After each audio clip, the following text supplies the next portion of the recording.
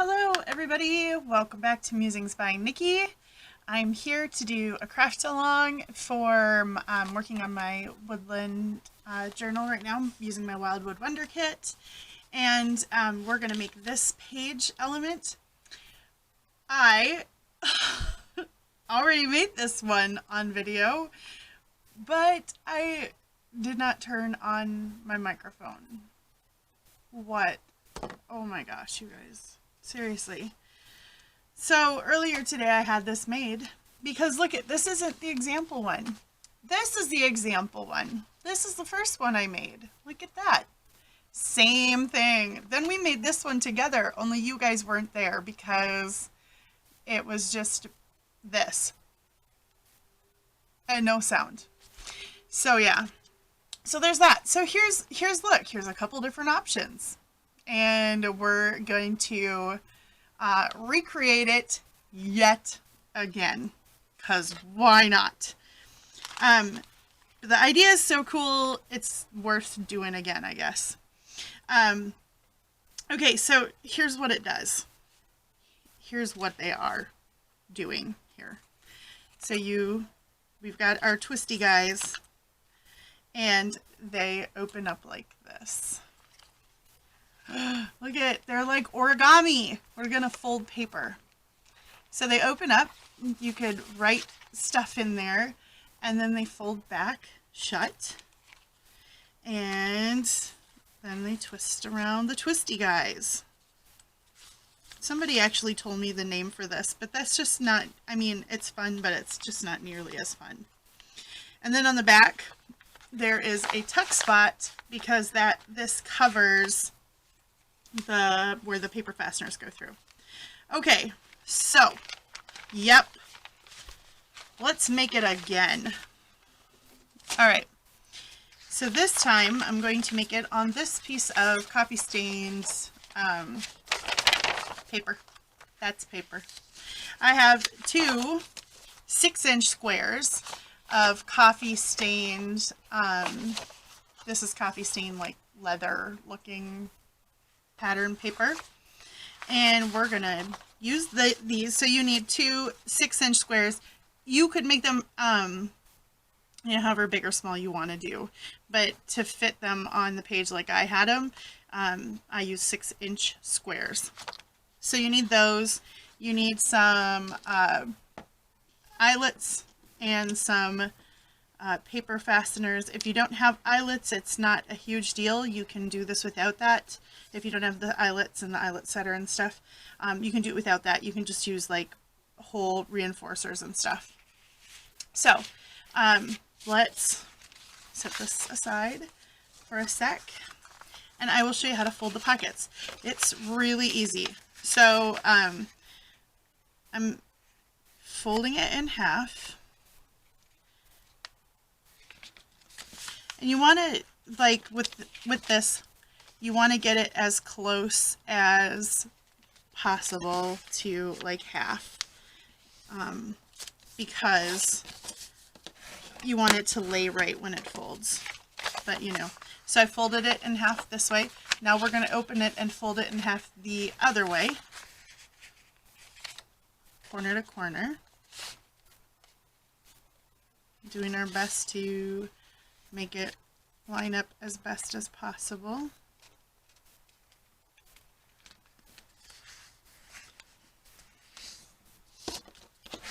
Okay, so we've got it folded that way and this way, right? Now we're going to the last fold. It's only 3 folds. Now we're going to fold it this way. And again, we're just going to line up the edges as best we can. Oh, see, didn't do the greatest job right there. And so there we go. Now you want to fold that one back a little bit the other direction too. And now your paper should look like that. Oh, this dark paper is kind of nice because you can actually see the folds a little better. The one I was doing earlier, it was harder to see. So maybe there's a good reason. Anyway, now when we folded it, it's kind of trained, but these want to come in like this, and then it all goes down like that. And then once you get it closed, just give it a good kind of once over here with the, because you want to train it to lay flat like this. So then when you open it, right, it opens and then it closes and it's kind of trained and it'll just go right back in. You shouldn't have to worry about trying to, you know, pop these back in and stuff. So let's do the other one quick.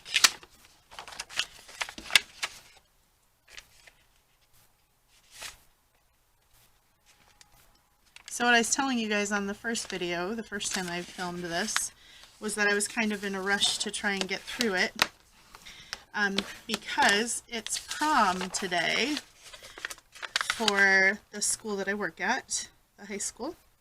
So I wanted to go to our grand march and see the kids all dressed up, see my students all dressed up in their prom gear. And so I was in a hurry to do that, film my video quick so that I could make myself look presentable and go to the Grand March. I have now since been to the Grand March. It was lovely. Some of my kids, some of my students were there, and I got to see some old students that I haven't seen for a while because they show up to see their friends and stuff. So some graduated kids that are off in life. That was fun. And they all look so pretty. It's kind of nice to see your students in an environment that is different. I just did it again, you guys. I did this in both other times I've made this. I forgot to ink when it wasn't folded. It's harder to ink when it's folded because of course it doesn't want to just lay out flat. You'd think you would learn.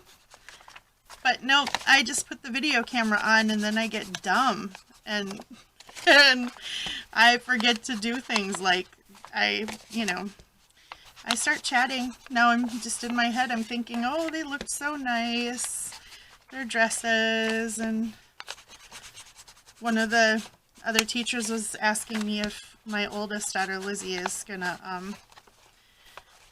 usually I would fold this up and ink along edges too where the folds are, but because I want people to be able to write in here, I'm just gonna leave it like this. So I'm just doing the edges. Anyway, they were asking me if someone asked if my oldest daughter, who's only 15, is a freshman in high school, and someone was like, oh, is Lizzie gonna go to prom? And I thought, oh my goodness, slow your roll. I just like, whew. We're already talking about driver's ed, you guys. Driver's ed classes. We're gonna put her in those. She wants to get a summer job. Oh, they grow up too fast, don't they? It's way too fast.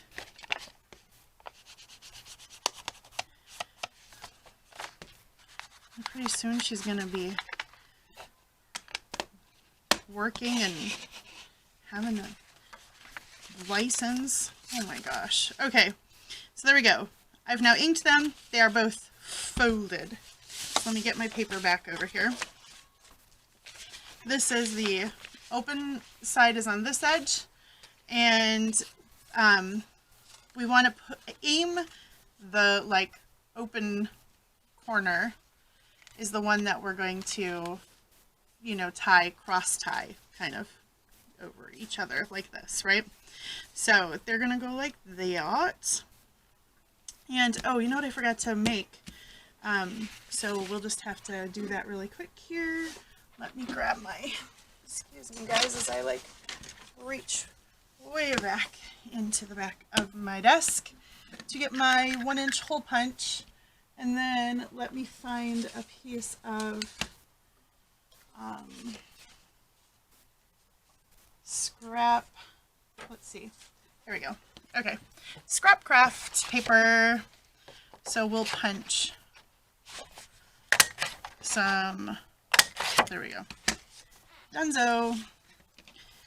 Let's ink those while we're at the inking. Usually I would reinforce these, but this is going on thin paper, so I don't need it to be super bulky or thin, reinforced. The first one I did was on like a heavier cardstock, and I'll explain to you in a minute why I needed to put the, well, the couple reasons why I put the tuck spot on the opposite side. Okay, so these are going to be our windy guys, right? Official term. Official Musings by Nikki terminology, windy guys. So those are going to go about there-ish. So now what we need is, this is my crocodile. Someone asked on my video of me, of my mouth. I've filmed this already and now I'm just yammering. Someone asked on my last video of my botanical book how I set my eyelets, and this is what I use. I don't use one of the big, I don't have the big, I'm just canceling these, you guys. That's what Gail calls it. Gail Agostinelli. She just does this and then it's brilliant. They're spacers then, and I'll show you in a minute why.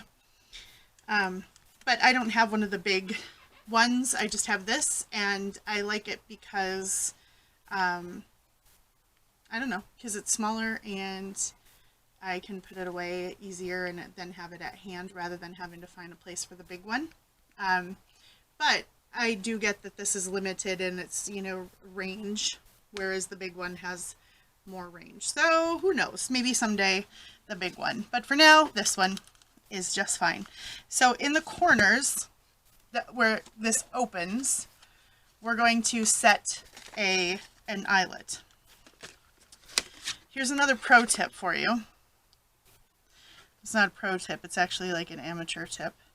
When you're going to punch something like this and there's extra stuff behind it, make sure the extra stuff is clear of your other punch, because I have been punching on this side and not paying attention to what's happening on this one and totally put a hole in like some random spot. And then I had to figure out how to cover it up. So there you go. Make sure that you're not punching anything you don't want to punch, that you're only punching the top thing. Okay, not punching anything else, so we're good. Now we're going to set our eyelets in there. And again, this is the part, oops, goodness, this is the part where you don't have to have, like, if you don't have this, or you don't have a way to set your eyelets, or you don't have eyelets or whatever, you could just put like hole reinforcers here, and that would work just fine as well. This is not a necessary step. If you are a beginner and don't have all the stuff, that is totally legit. Just do with what you have. So there we go. We have our two openings, and we have these, and that's where we'll put our strings through, and then they'll wind around the windy guys. Okay, then I have two brads, and that's how we're going to put these through. I have these cute new ones that I got on Wish. They look like screws. I've seen other people use them, and then when I saw them on Wish, I was like, oh, that's so cute. I must have them. And you know, Wish is usually cheap, so. Alright, I'm going to punch the middle-ish of these. I don't worry too much about getting to the middle.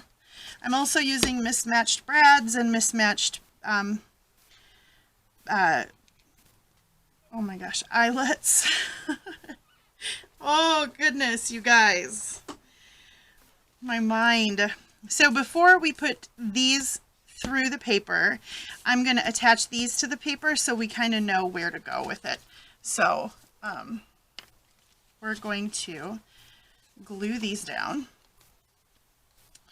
Someone asked me to reshare my glue tip, which I did in the last video, and I will do again now, because I guess I had mentioned it, but then if you hadn't seen when I mentioned it the first time, then you wouldn't know how I do it. So I didn't come up with this by any means. Some brilliant person came up with this and changed my crafty Fabrifix life forever.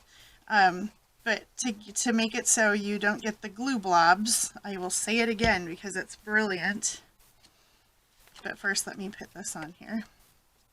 If I keep talking, I won't concentrate and then I'll do something wrong. We're making sure the eyelet's down in the corner. this way. All right, and just trying to make sure it's about, you know, about evenish. And then I'm going to open it up and press it down like this and make sure that I am not gluing this shut as I do. Okay, so then we're going to put this one on. Again, eyelets, the holes, you know, going this way. So the glue trick, you just take, when you open your new glue, leave this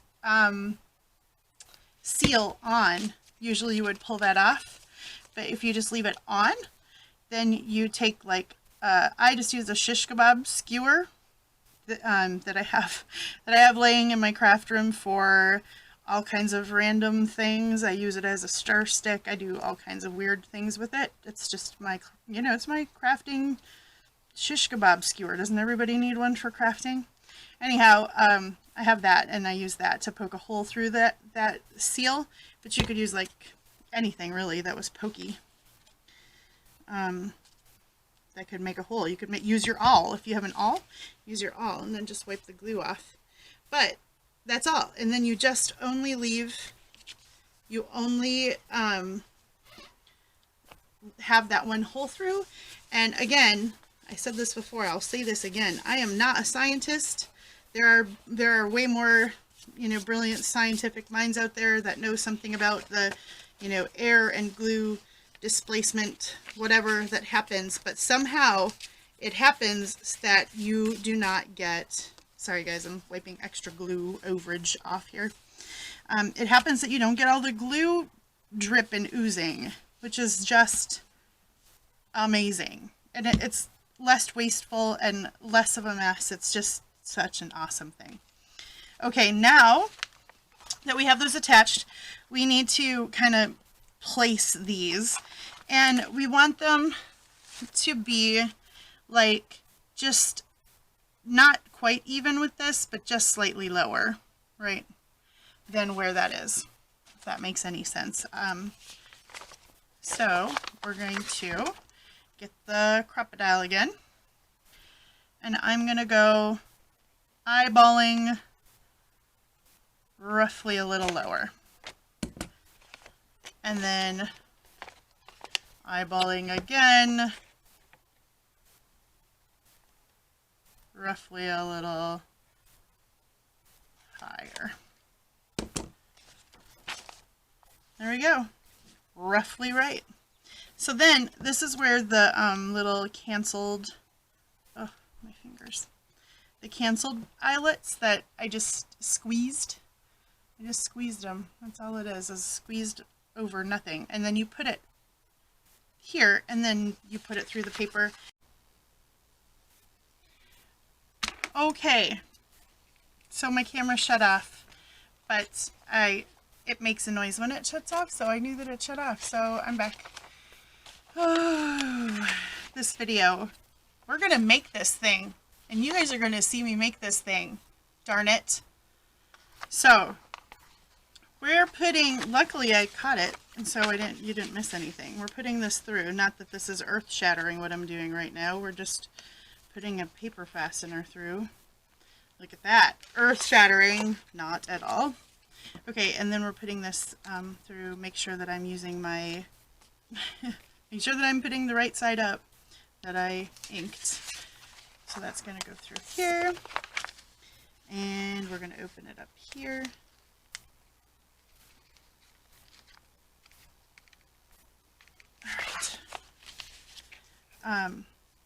Okay, there we go.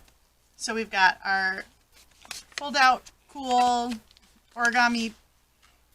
You guys, I don't ever know what to call these things. In the last video, I just called it dumb things too. Origami journal spots, flip out, fold out, kite. Why, guys? Oh my goodness. Okay, so now we're gonna put on some twine to, I just picked out 2 different kinds of twine because again, I kind of like the mismatch thing for this journal. This is kind of how I'm doing. It's very rustic and grungy. Oh my gosh, and if you hear my children, I apologize now. They're probably coming up the stairs and they're going to be super noisy. when they reach the middle floor. They're in the basement. I'm up all the way upstairs on the second floor. Okay, so that goes like that. And then this one, I'm just going to use some of this. I'm almost out of it, and I'm so sad. That was a Target dollar spot. Can you guys tell I like Target dollar spot? This was the coolest twine that I got at the Target dollar spot like 2 years ago. Okay, I'm coming up from the bottom and then going through. I would normally go the other way, but this works really well because it kind of like hugs. It kind of hugs, I'll show you, the corner like that. So that way it's not crushing the corner. So that one goes there, and it goes around this windy guy. And there we go. I'm just pushing those down, which opens the brad up a little bit more. I'm going to leave the excess because I'm going to let that kind of hang. This will lay down as it relaxes a little, because it just wants to curl up right now. And then what I did on the other ones to embellish the front was I used one of the frames from my new frames kit. These are vintage frames, and then these are some mushrooms from my rip strips, and there's just some real grungy cheesecloth layered behind there. So, and then in the other one, the one that I did with you guys, I used my new cabinet cards labels and put those on. So let's just look through my little pile of what I have left from chomping those up. Some of them are going to be too big because this is kind of a little space. So let's see if we can find. So these are like the cabinet cards ones. They are super cute. Like that. I didn't show those in my video because they weren't quite done, and I was trying to be expedient this morning. These are from the kit. Those are going to be a little, that one's going to be a little too big. That one would fit. This paper frame, that is. That one's cute too. Oh, maybe these. Maybe those two. I kind of like those two. Okay, let's do that. And on the other ones, I used mushrooms. So I think on this one, I will use owls. I will rip owls from the rip strip. So we'll do owls because I love owls. And there are lots of owls in this kit.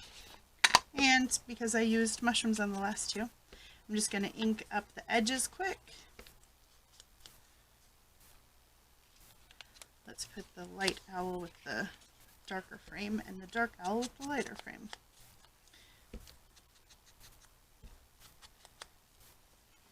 Okay. Oh, I need to ink these too. It's, I mean, I fussy cut them out, and so they're not that hard to cut out. A few of them have some edges and stuff, but I really believe that when you are crafting or doing anything, especially in these journals and stuff, it's the little details, it's the attention to detail that counts, and inking around edges of things really just, it's what makes things a little extra. And it's worth, in my mind, it's worth the extra investment in time. Let's see, does this go in a certain direction? Like that.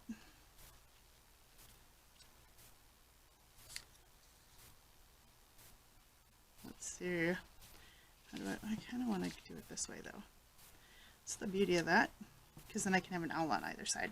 And then I need some cheesecloth. This cheesecloth is like the last little bit of this one that I have left, and it's super grungy. Oh, there's a little piece. It's super grungy, and it has a really wide weave to it, and I love it, love it, love it. I got it on an Etsy shop, and I can't remember which one I did get it from. I'm going to have to look back at my purchases, like way back, because I got this a long time ago. And when I opened it up, maybe if I say this, one of you guys will go, oh, that's, you know, whoever. When I opened it up, it smelled like cinnamon. It smelled so fantastic. It's yeah, it's long since lost that scent, but it smelled so fantastic when I opened this package up. You guys, it was wonderful, and it smelled like that for the longest time. So it was fun to craft with. Because it just, every time I pulled it out, it reminded me of like Christmas or Thanksgiving or something. It was yummy. Cinnamon is one of my favorite candles. My mom, I don't know where she gets them, but she gets these candles that are like homemade, handmade, and they are in these jars. Look, here's one right here. Here's one right here. Orange clove. Oh, she's got some really cool cheesecloth on it. And they, oh goodness, they smell so good. And my older daughter loves candles too, and we always laugh at how we will like burn the cinnamon and the fireside candles all year long. You know, most people think that that's like, those are winter scents or fall scents, but man, it's my jam. Whenever she did dishes today, and then she lit all the candles in the dining room and the kitchen so it would smell yummy. And what's it smell like? It smells like Hobby Lobby hazelnut coffee candles or something. I forget. They're all Hobby Lobby candles in there right now, but they're warm, definitely warm scents that most people would probably associate with fall and winter, but oh, I love them. Okay, so there we go.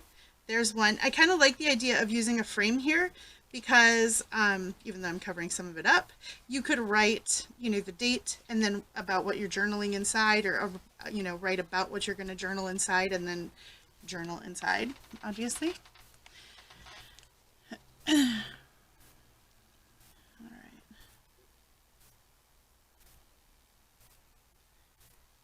There we go.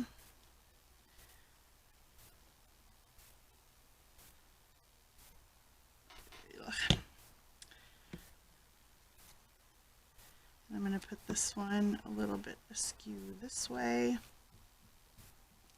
Oh, here they come up the steps. So then I'm going to put the cheesecloth, what did I say? I was going to put the owl over on this corner this time. So I'm going to do that, and then let's get some glue on him.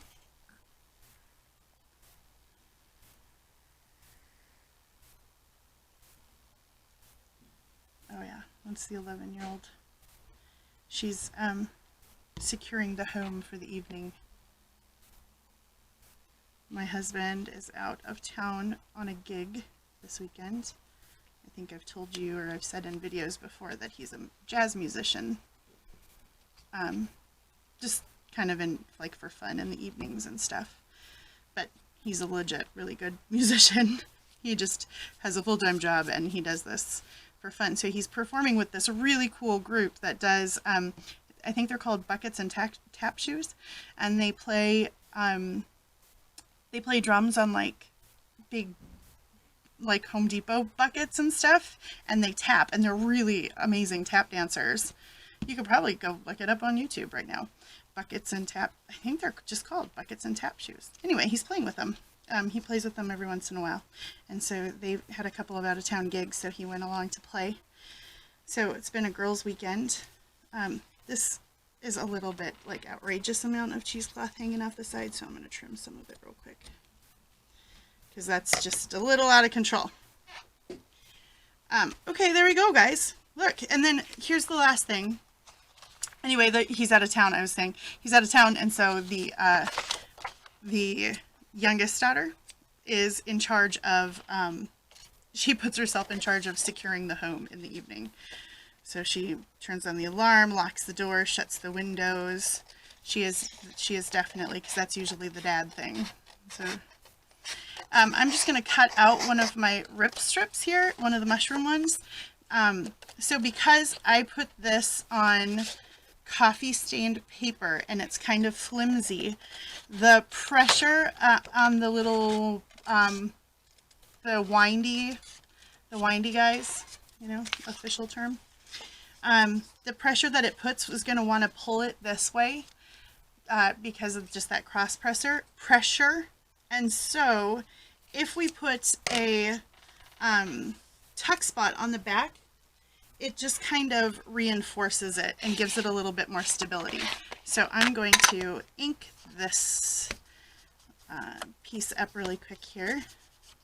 So if you don't want to rip my rip strips, you can use them this way as tuck spots or like washi.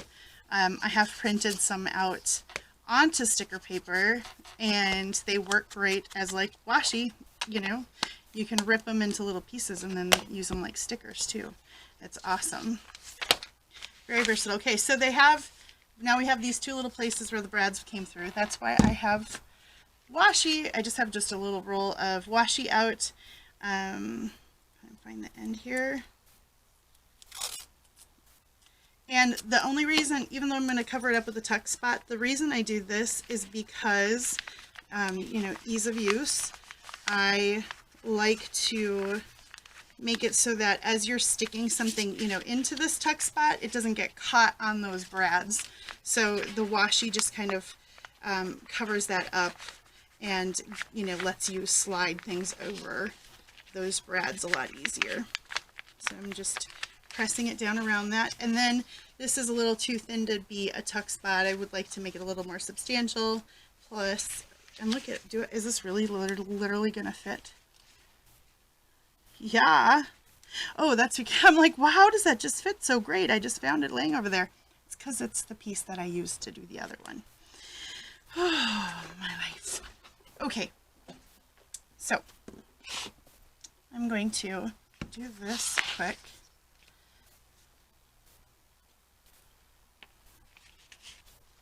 I'm just going to put a little bit stripe of glue like up the middle,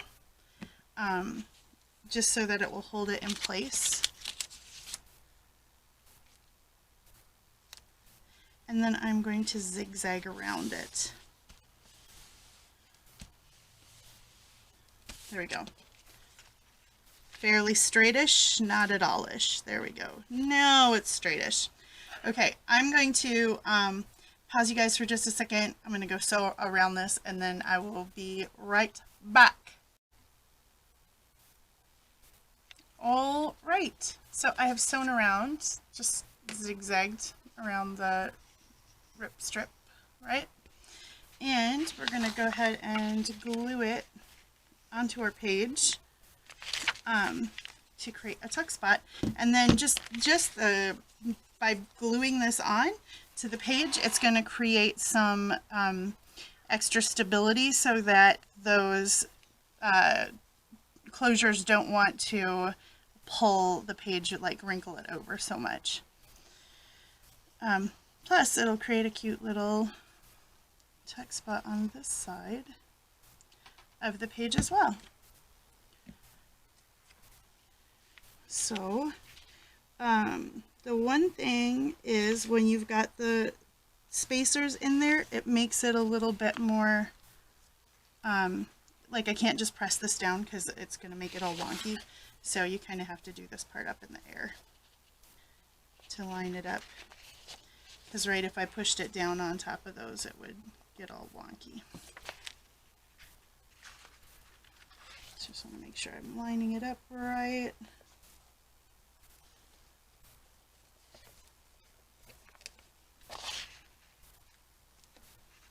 There we go. So now we've got this cute tuck spot on this side, and that helps. Now look, it doesn't want to roll over anymore. It's just going to hold, it'll hold that down. Whoa, these guys just need to calm down. Okay, so there we go. Version 3. And hopefully I've turned on my everything so that you're actually seeing this. Ha! All right, guys. Thanks for hanging out with me today. I am glad that you did. And happy Mother's Day again. And I hope to see you guys all very soon. I will try to be back with another video. I want to keep crafting on this book because I'm really excited to get it done. So I can move on to other things because I always have a list a mile long of all the books and things that I want to work on. So anyway, thanks for hanging out with me for a little while today. Hope you have a wonderful morning, afternoon, evening, middle of the night, wherever it is that you are on this planet, and whatever time you're watching this. Take care, guys. God bless. Bye-bye.